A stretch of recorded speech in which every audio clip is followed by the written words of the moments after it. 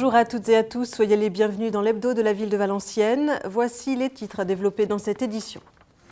Nous reviendrons d'abord sur l'installation vendredi 4 avril dernier du nouveau conseil municipal et sur l'élection du maire de Valenciennes, Laurent de Gallet.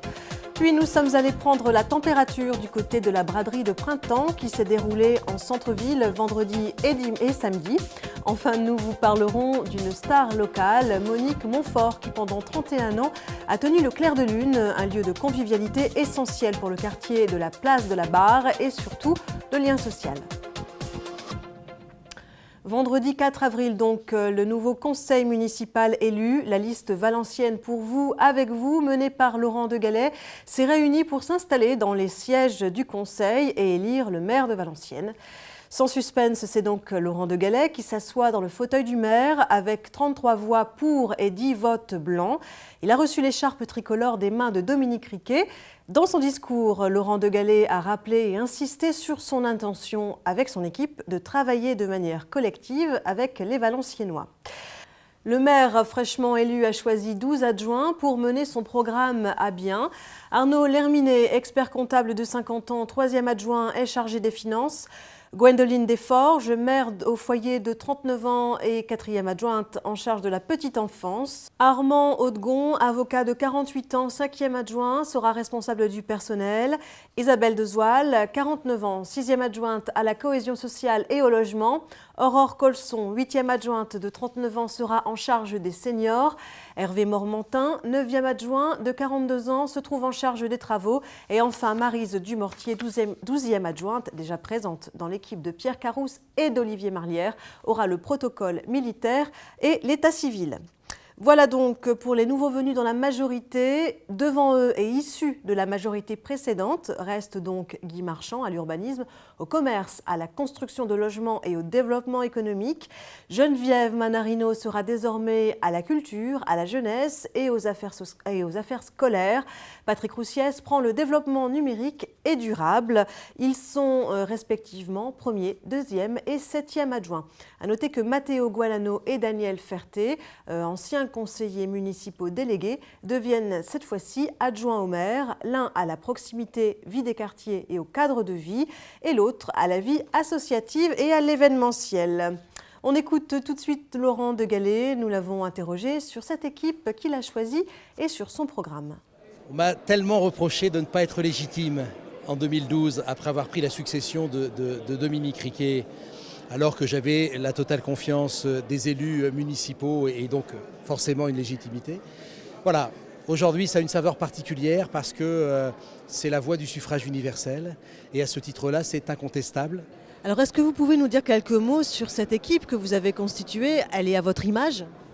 Elle est effectivement à mon image, je l'avais annoncée, profondément renouvelée, avec des compétences et des gens qui n'ont qu'une seule envie, c'est s'investir pour cette ville et au bénéfice de l'ensemble des habitants de cette ville. Et je crois que j'ai été très clair dans mes propos avec eux et avant de leur confier les responsabilités sur la nature de leur engagement et la vérification qu'ils soient exactement dans le même état d'esprit que le mien, c'est-à-dire sur des rapports de proximité, de compétences et d'écoute de l'ensemble des habitants de cette ville. Alors quels sont les objectifs de cette équipe, de cette nouvelle équipe municipale? L'objectif fort, c'est de respecter l'engagement que nous avons pris auprès des Valenciennois et qui a trouvé une traduction opérationnelle au travers du programme qui leur a été proposé et présenté. On va donc travailler sur la mise en œuvre et la déclinaison pluriannuelle de ce programme. On reviendra très vite dans des réunions de proximité, de concertation, de présentation de l'ensemble de ces projets auprès des Valenciennois. Voilà donc pour ce nouveau conseil municipal très remanié. Sachez que le débat d'orientation budgétaire se tiendra vendredi 11 avril à 17 h et que le vote, lui, aura lieu le 18. Sans transition, vendredi et samedi dernier, une centaine de commerçants valenciennois ont participé à la braderie de printemps dans l'hypercentre. Pour la première fois, l'opération a démarré un vendredi.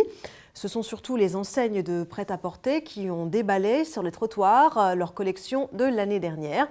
Des tout petits prix étaient affichés dans certains magasins. Il y avait de quoi faire de bonnes affaires, même si pas mal de clients n'étaient pas informés de l'opération et l'ont découverte par hasard. Peut-être dû au fait que la date a été avancée par rapport à la date prévue. On écoute les réactions d'une commerçante qui tient 3 enseignes dans le centre-ville et qui participe chaque année à la braderie de printemps, ainsi que celle de 2 clientes. Quel est le comportement un peu des clientes? Elles vont sur quel genre de réduction, sur quel genre d'articles? Collection été, des petits prix, des choses colorées. On attend le soleil avec impatience, donc elles recherchent des petls prix avant tout et les bonnes affaires. Est-ce qu'ils savent qu'il y a cette braderie? Non, je pense qu'on aurait pu faire un peu plus de pub. On leur annonce seulement aujourd'hui. Les gens sont assez surpris de voir que tous les gens sont dehors. Ils se demandent ce qui se passe à Valenciennes, puisque la braderie est plutôt en septembre d'habitude. Qu'est-ce que vous pensez des prix affichés? Je me demande si vraiment il y a des prix, disons qu'il n'y a pas déjà les prix de base, donc on ne peut pas voir si on fait une affaire ou pas. Vous avez vu ça dans plusieurs magasins? J'ai constaté sur un magasin ici, là. Et j'ai pas eu le temps de regarder parce que comme après on est garé avec on est chronométré avec le Parc Med, donc voilà. Alors pourquoi vous êtes venu aujourd'hui? Alors aujourd'hui il y a des belles soldes à Valenciennes, hein, surtout pour la petite fille, pour trouver dans les tailles 3 ans. Et les prix sont très intéressants, donc on est venu passer un bon moment. D'année en année, vous la trouvez comment cette braderie? Très bien. Mais je trouve qu'il y a des magasins qui ne sont pas trop mis dehors pour l'instant. Peut-être de sortie extérieure, comme c'était dit, mais bon, demain peut-être. Puis comme le temps n'était pas terrible non plus qu'ils avaient annoncé, donc...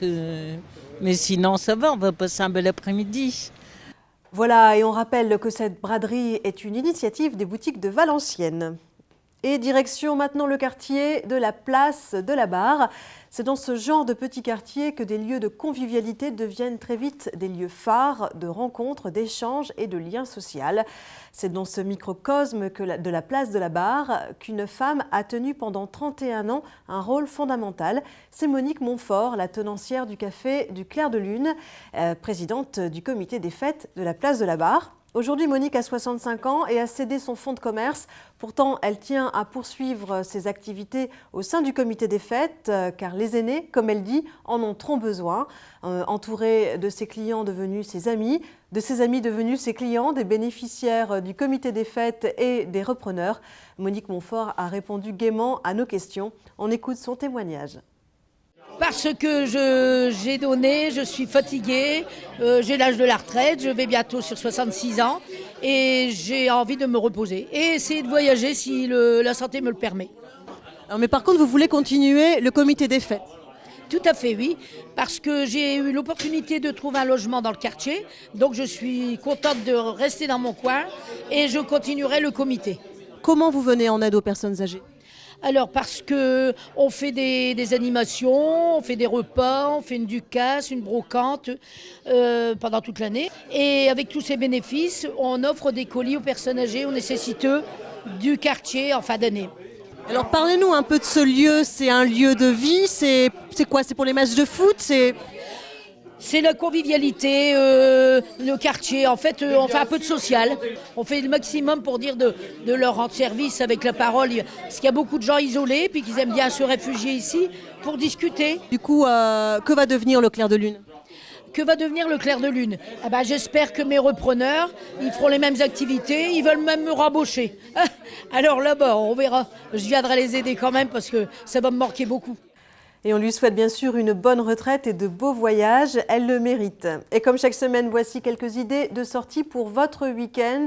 Des idées de sortie consacrées évidemment aux foulées valenciennoises et au championnat de France des 10 km. Foulée qui se déroule ce dimanche 13 avril à partir de 9h. Cette année, le nombre de coureurs pour les 3 courses des championnats de France s'élève à 1538. Un joli cru s'annonce. Pour les autres épreuves, la barre des 500 inscriptions a été franchie. C'est plus du double par rapport à l'année dernière. La barre des 1000 participants pour l'ensemble des deux courses, 5 et 10 km, a été atteinte. Sachez qu'un village santé développement durable sera installé en parallèle des courses sur la place d'Armes. Les structures seront installées dès le vendredi et les inscriptions pourront être prises en compte dès l'après-midi. Sur la place d'Armes également. Le samedi, les inscriptions continueront, ainsi que la remise des dossards et des t-shirts. Dans le même temps, les animations auront lieu toute la journée en partenariat avec l'école des Beaux-Arts, l'ENSIAM et la Voix du Nord. Voilà, c'est la fin de ce journal. Merci de nous avoir suivis. Excellente semaine à tous.